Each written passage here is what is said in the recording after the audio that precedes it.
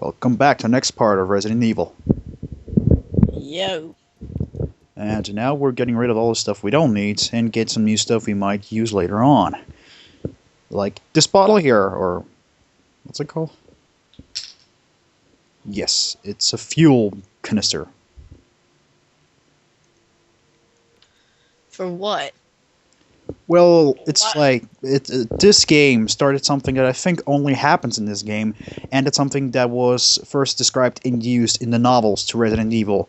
That after you shot down a zombie, you have to burn it, else it becomes a crimson head. Oh, okay.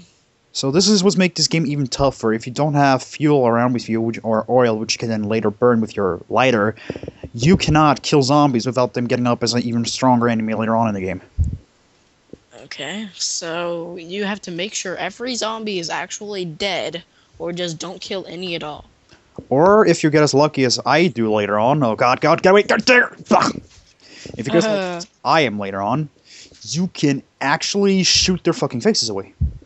I That was random. stretched. You stretched. You know I should never stretch on a Let's Play. Well, I did. Yeah, but it's a rule. I'm not allowed to. I'm not allowed to There's- stretch on Let's Plays.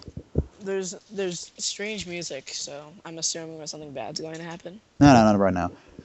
So we got this wooden plank, or whatever you want to call it, which we will need to get the map of the second floor of this mansion. And we've got it's dog also a Honda Peefy. Hundepfeife, you idiot.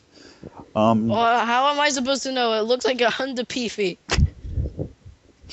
It's a dog whistle, and with this one we'll go to the balcony. And I actually had to re-record this 3 times because I had absolutely no clue how to get to the balcony, through the door to the balcony on Chris's Let's Play, or Chris's paths into Jill. All you need to do Yeah, is now I will never be able to imagine Chris without him being sitting at the computer and actually playing himself playing this. He's just like, yeah, I'm making a Let's Play. Oh god. So you have to have to light that on fire, the chimney, and then use the wooden plank to, so to speak, print out a board, which is magically turning into a map. Cool. I really want to imagine that Chris is like carrying this wooden plank with him all the time. Every time he wants to like shift from the first floor to the second floor, he has to pack the map away and get the wooden plank like out of his ass. Just that's what I imagine every time. It's amazing. I can hardly believe that half of these people know. It's just like, oh, if I do this and then I do that, something good will happen. I just know it. That's what I never got about survival horror games. I mean, no normal person would be able to figure out half of these puzzles. And I love how that zombie's just standing down there. I'm just like, well, I'm bored. That's Jose. That's the Jose zombie. Oh god. I'm Well, bored. this is pretty much it. And what do you mean with people wouldn't figure this out? Do you mean like the players or the characters in the game? The actual characters in the game.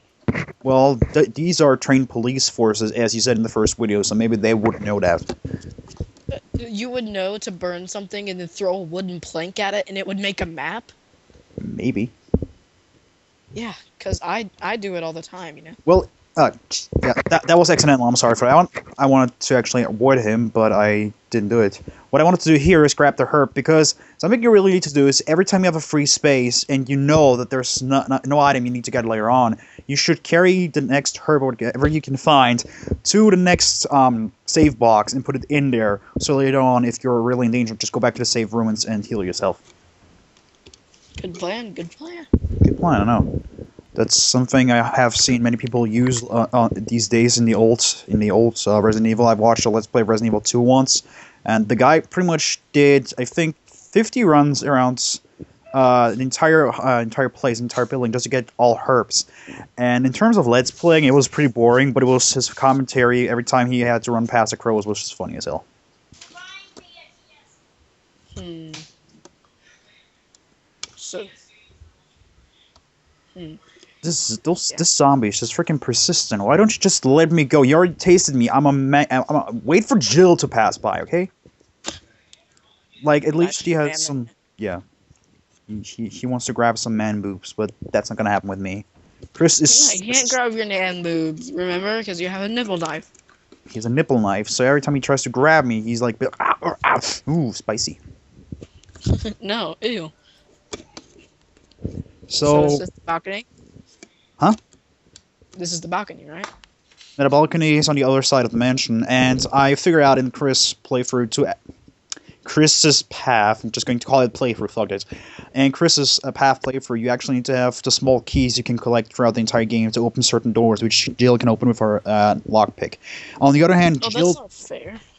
Jill doesn't have the lighter and has to find one later on in the game. What's...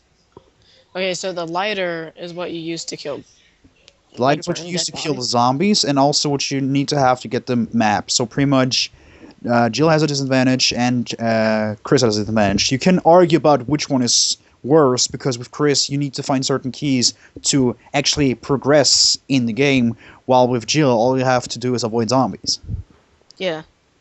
So Jill is obviously the easier setting. She is. She can also carry 2 more items, I think, and she can take more damage, or was it Chris can take more damage? I'm not sure.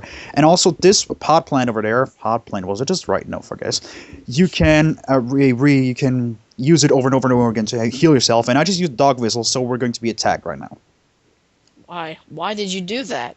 because one of the dog is carrying a key we need. Ugh. Ah, God damn it! Let go. No, bad doggy. Shoot it in the nuts. I'm trying. Neuter. Oh, Wow! Oh, wow! Okay. That was a glomp that wouldn't even make Carly go ooh. Yeah, I know. Oh! And Carly knows her glomps. Wow, he loves me. Look, Okay. it's shiny. Stop aiming your gun and pick it up. Yeah, that's where I started hating the thing, because I have no more item space. Just like, ugh, might as well just eat my look how I'm gun. going insane here.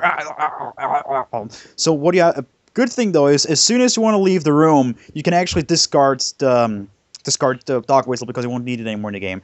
So I have to go back and get now the shiny thing, and this will fuck us over a lot in this let's play or playthrough, possibly because like this video ends with me editing out how I have to track back for the entire mansion to the last item box, because I got the key and the small key, and because I have the small key, I cannot get the first key. You will get it in a minute or two. Oh, who would have known that? There's a secret box in the ring which has none other than that. Replica. A key in a key? Exactly. Amazing. This is a replica Kids key, these or days. which we need to use later on to discard a trap. I mean, like, not make a trap work. Exactly. Whatever. Just disarm. Disarm. Discard. Where was it? See, I'm fucking up words here. My German is going overly insane, overly competent here. This outdoor scenario looks pretty. Actually, looks beautiful. Actually, only the characters seem kind of out of place here. It's probably because most of the backgrounds are drawn. Yeah, they seem like. Like, it's just a painting, but they just made, like, a solid ground for your character to walk on and, like, limits to where you can actually go. True. While in Resident Evil 4, everything was like 3D and animated, right? Yeah. Huh. So I mean, this like, actually where I have absolutely no clue where to go or how to get to the safe room to the. I know where it is. No, right now I have to figure out. This is where the game gets me creeped out, and this is a part where which I actually had to edit out because there was a lot of backtracking, like I said before. The first Crimson Head starts appearing and attacking me, and I was like, "Oh my god, get away!" Those bastards are fast, scary, and they don't. For some reason, though, this one is actually not persistent enough. I run around a corner and he doesn't see me, and he stops pursuing me. The other zombies are much more persistent than he is, and that kind of takes away the scary factor. And I don't know how often we're going to run past this hallway now. I don't know either. And These are kind of weird doors without knobs. And I love how all the related videos are apparently wrestling. I just wanted to point that one out. Oh, for the private video, I mean. Yeah. Oh, something was moving down there. Freaked me out. Yeah, if you paid close attention at the beginning of the game when I went through this corridor, you could see a dead body lying at the wall, and now when I went through it again, the dead body was gone. Crimson Head, possibly. There's a Crimson Head right here in front of me. I'm trying to shoot him, but it doesn't work. When you try to burn him, he just stands up and attacks you anyway. He's just like, oh, okay, never mind. So you're better off just running for your life. So this is when I found out that I have no more item space left, and I try waiting, hoping that the door at the end of this corridor will open and have some item box, and of course it doesn't. Because that would have been too convenient. Yeah, no, everything's way too convenient for you. See, the door's locked, needs a helmet symbol. I try opening it twice, because that's how I roll, because I'm in denial, and I will see you in the next part. Goodbye, bye.